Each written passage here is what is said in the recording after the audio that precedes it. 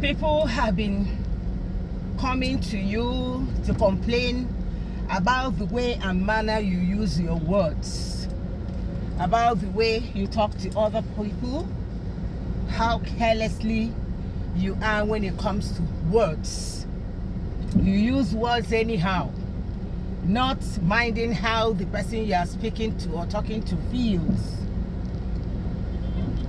And then people have been coming to you to advise you, cautioning you about the way you talk. And you don't see anything wrong in that. Rather, you keep saying that I'm not even afraid of anybody. I can talk to anybody I like the way I like to talk to the person. Because I'm not afraid. I only respect people. I don't fear them. That's me. That's all you've been saying. Despite the fact that some people you talk to, regardless of the way they feel, have come to you personally to complain about how they feel after using words anyhow to them. Still, you don't see any reason to change. You don't feel remorseful about it. You talk carelessly. You don't care.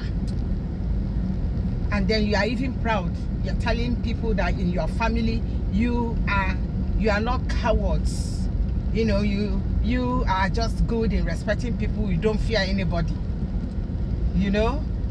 So because you are like that in your family, you people are abusive in your family. You use words carelessly. And then you feel it's the right way to live. That is wrong. You talk to some people and they even break down in tears right there while you are talking. You are still not remorseful. After using bad words, abusive words of people, they go home and they find it difficult to sleep. Because your words will be echoing in their brains. Your words will be etched in their heads so much that they won't be able to sleep well. Some people are like that. Are you one of them? Are you? Okay, now let me zero it to a particular incident that initiated this topic.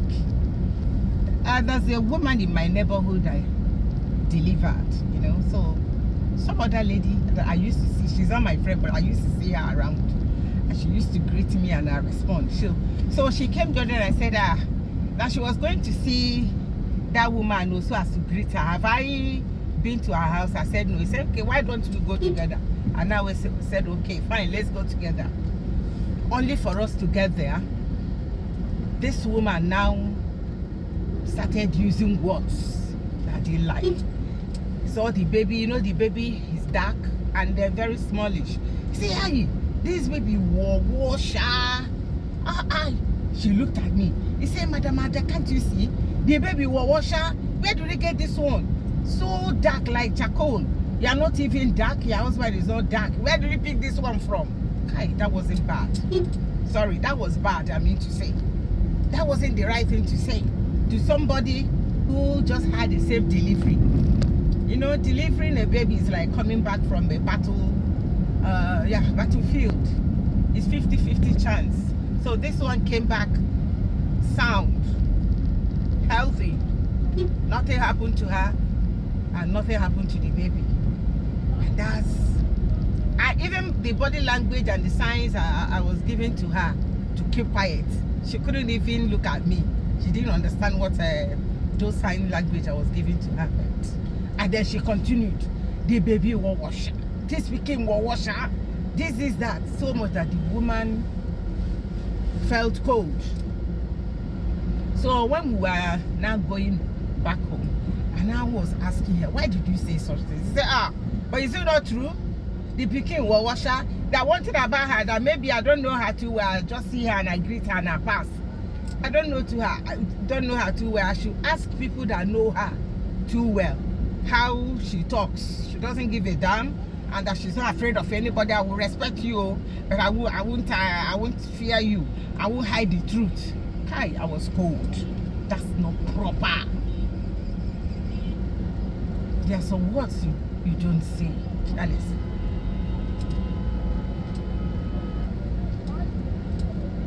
So there's some words you don't say carelessly, okay? And in some situations you don't. There's some words you are not even supposed to go close to. How much more voice in them out?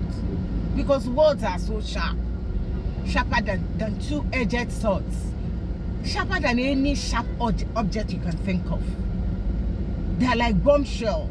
Once you release it like the bam, you may not, the person that you release it for may not forget it throughout her lifetime. So let's be mindful of the way we talk, mindful of how we use our words.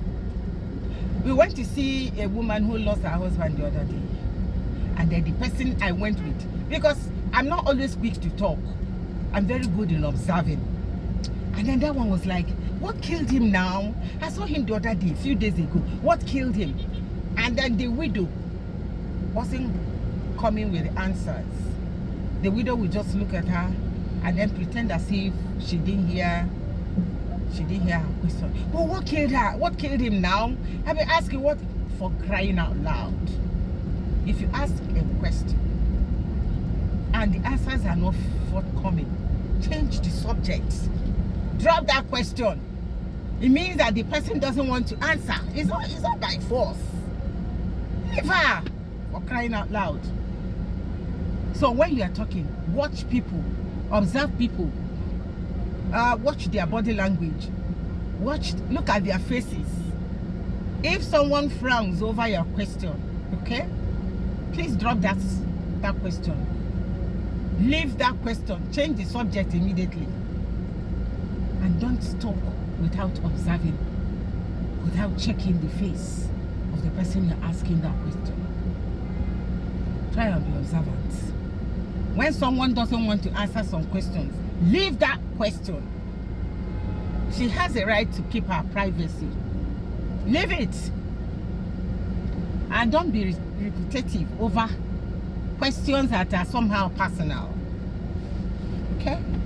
That's it. That is maturity. I call that maturity. You don't ask questions over and over again, especially when it has to do with personal matters. You don't make some silly, cynic comments.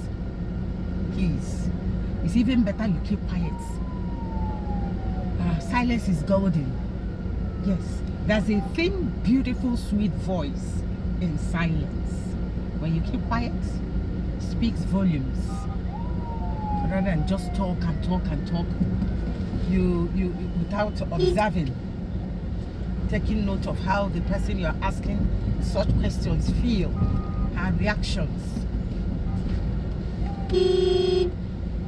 So I said, let me bring you here. Let's talk about it. If you're one of those people, you might not even know that that's your shortcoming, that's your weakness. You might not know until someone tells you, oh, this is what is good, what is not good that you are doing. So if you are good in this, using words carelessly, please stop and let maturity take control. Don't be flippant with words. Thank you very much for listening. Thank you for riding with me. Let's go.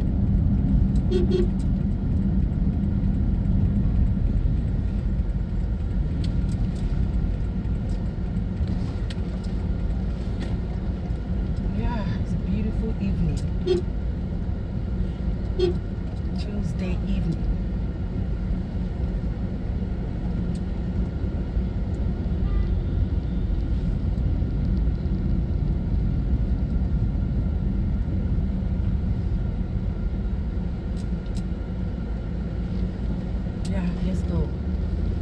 Here we go. I love driving. It's one of my hobbies. Yeah, I love to drive, honestly.